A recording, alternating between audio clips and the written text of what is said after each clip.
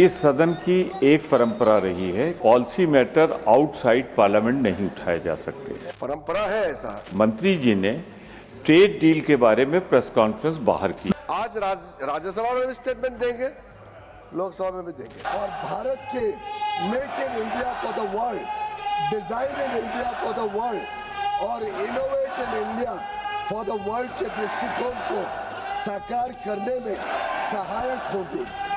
सदन चलाना उचित नहीं है।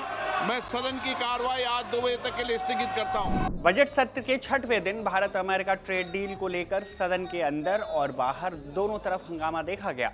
राज्यसभा में प्रश्नकाल की शुरुआत में ही कांग्रेस सांसद प्रमोद तिवारी ने पीयूष गोयल पर ट्रेड डील के ऐलान को लेकर बड़ा सवाल किया। सुनिए प्रमोद तिवारी ने क्या कहा।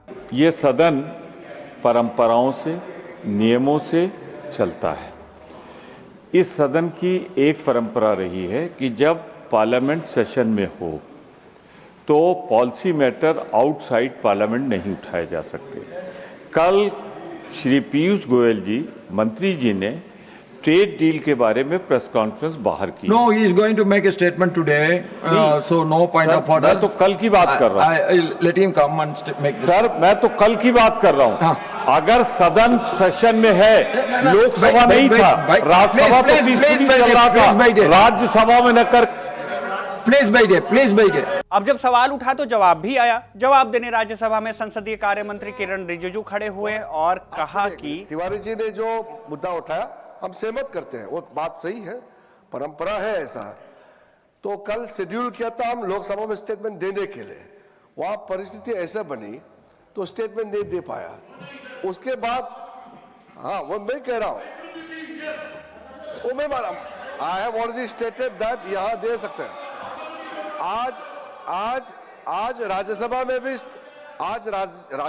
स्टेटमेंट देंगे, लोकसभा में भी देंगे। इसके बाद लोकसभा के स्थगित कार्यवाही को 12 बजे शुरू किया गया। पीएम मोदी के खिलाफ नारेबाजी भी शुरू हुई।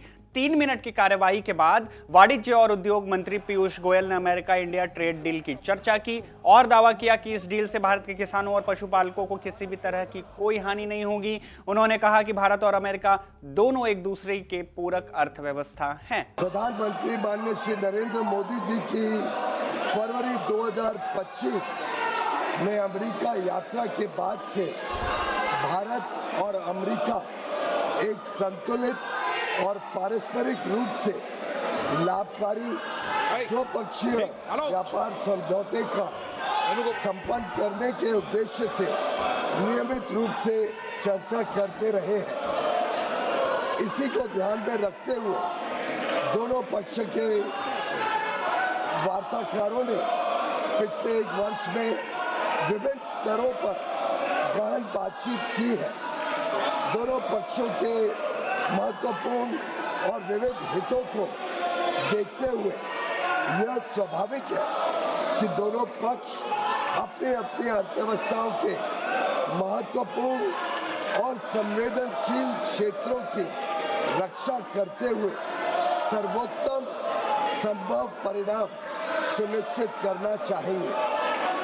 इन वार्ताओं के दौरान भारतीय पक्ष अपने संवेदनशील क्षेत्रों, विशेषकर कृषि और दुग्ध क्षेत्रों के हितों की रक्षा सुनिश्चित करने में सफल रहा है। अमेरिकी पक्ष के भी कुछ ऐसे क्षेत्र थे जो उनके दृष्टिकोण से संवेदनशील थे।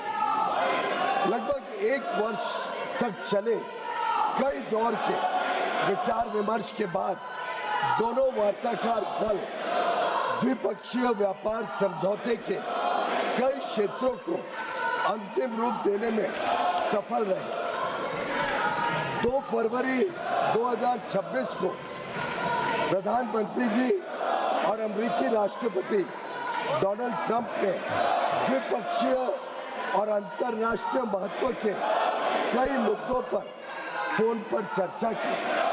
इसके बाद राष्ट्रपति ट्रंप ने अमेरिका को किए जाने वाले भारतीय निर्यात की दर घटाकर 18% करने की घोषणा की।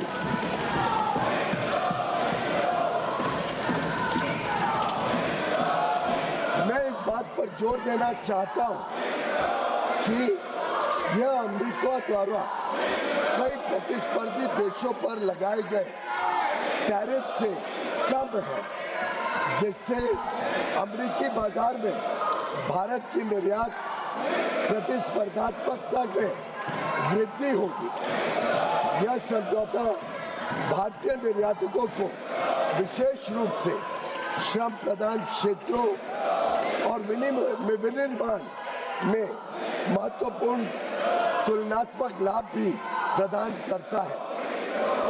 मैं इस सम्मानित सदन के समक्ष यह दोहराना चाहता हूं कि खाद्य और कृषि क्षेत्र में भारत की प्रमुख संवेदनशीलता का पूर्णतः ध्यान रखा गया है।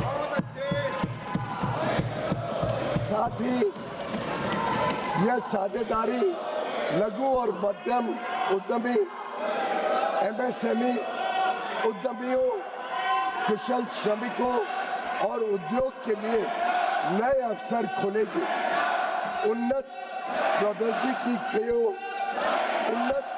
प्रौद्योगिकियों तक पहुंच का सुगम बनाएगी और भारत के make in India for the world, design in India for the world और innovate in India for the world के दृष्टिकोण को साकार करने में सहायक होगी। यह ऐतिहासिक ढांचागत समझौता भारत अमेरिका संबंधों को मजबूत करने और विकसित भारत 2047 की दिशा में हमारी यात्रा को आगे बढ़ाने की दिशा में एक महत्वपूर्ण कदम है और यह दुनिया के दो सबसे बड़े लोकतांत्रिक देशों के बीच मजबूत जुड़ाव को भी दर्शाता है,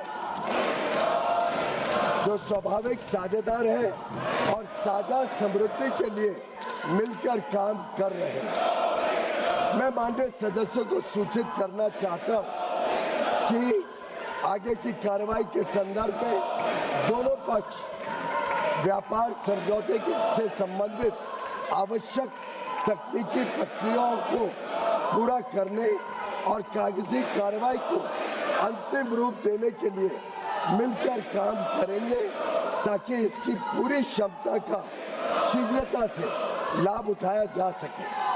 समझौते की विस्तृत रूपरेखा इन प्रक्रियाओं के समापन के पश्चात तुरंत घोषित की जाएगी। माननीय सदस्यों को भारत के ऊर्जा स्रोतों से संबंधित उन मुद्दों की जानकारी होगी जो इस समझौते पर हुई चर्चाओं के दौरान उठाए गए हैं। मैं स्पष्ट करना चाहता हूं, जैसा कि सरकार ने कई बार सार्वजनिक रूप से कहा है कि 140 करोड़ भारतीयों की ऊर्जा आवश्यकताओं की सुरक्षा सुनिश्चित करना सरकार की सर्वोत्तम प्राथमिकता है।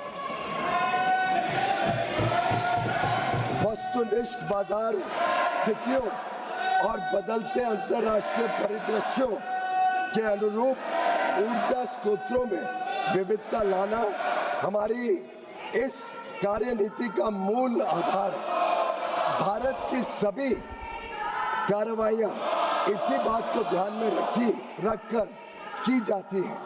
अतः मैं माननीय सदस्यों से इन मुद्दों को समुचित दृष्टिकोण से देखने का आग्रह करता हूं। दोनों देशों के बीच भावी व्यापार अवसरों के संदर्भ में माननीय सदस्यगण इस बात को समझेंगे कि भारत और अमेरिका काफी हद तक एक दूसरे की पूरक अर्थव्यवस्थाएं हैं। जैसे जैसे भारत विकसित भारत के पथ पर अग्रसर हो रहा है, हमें ऊर्जा, विमानन, डेटा केंद्र, परमाणु ऊर्जा आदि सहित कई क्षेत्रों में अपनी क्षमताओं को बढ़ाने की आवश्यकता होगी।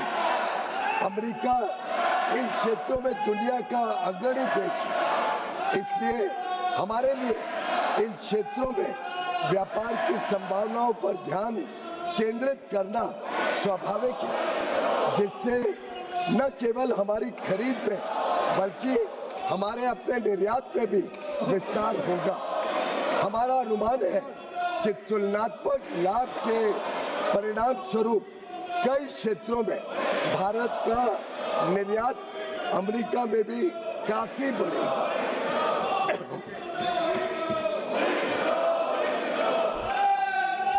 विश्व की सबसे बड़ी अर्थव्यवस्था के साथ यह ढांचागत समझौता जो आने वाले वर्षों में वैश्विक विकास और नवाचार को गति प्रदान करेगा, भारत की जनता एवं राष्ट्र के व्यापक हित में है और देश को बहुत लाभ देगा। यह विकसित भारत और आत्मनिर्भर भारत दोनों को सशक्त बनाता है।